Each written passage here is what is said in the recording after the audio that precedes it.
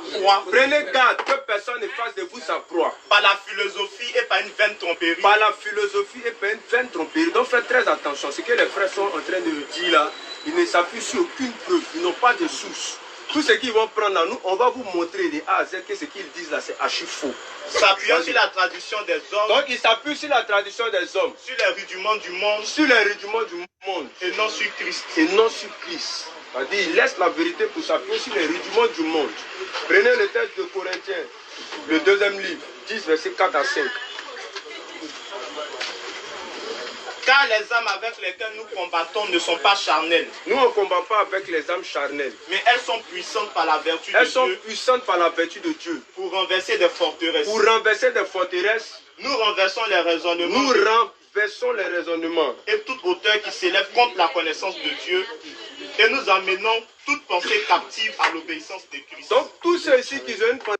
La Bible est venue en Afrique lorsque les esclaves sont revenus en Afrique. Et l'autre a dit que c'est par la colonisation que la Bible est rentrée en Afrique. Mais suivez très bien. Hein. Moi, je leur pose 2 questions. Matthieu est mort où? Question. Matthias est mort où? Question. Question. On peut répondre? Non. À votre sang. Bon, je vais répondre. Matthieu est mort en Éthiopie. Matthias est mort en Mauritanie. Parce qu'ils étaient venus en Afrique pour prêcher l'évangile aux Africains.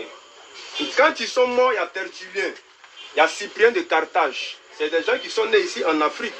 Et quand ils étaient vivants, ils ont annoncé l'évangile aux Africains. Ils sont venus avec les écrits bibliques ici en Afrique.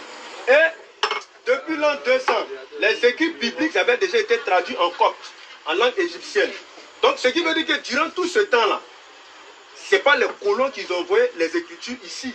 Ce n'est pas eux qui ont envoyé la Bible en Afrique.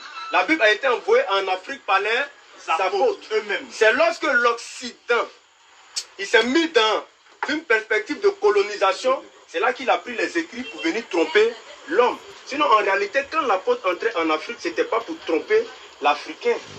Donc, il y a beaucoup de choses qu'ils ont dit qui ne sont pas du tout claires. Donc, ne dites plus jamais que la Bible est rentrée en Afrique quand les Africains sont revenus de leur esclavage. C'est tout à fait fou. Voilà, vas-y. Vous voyez,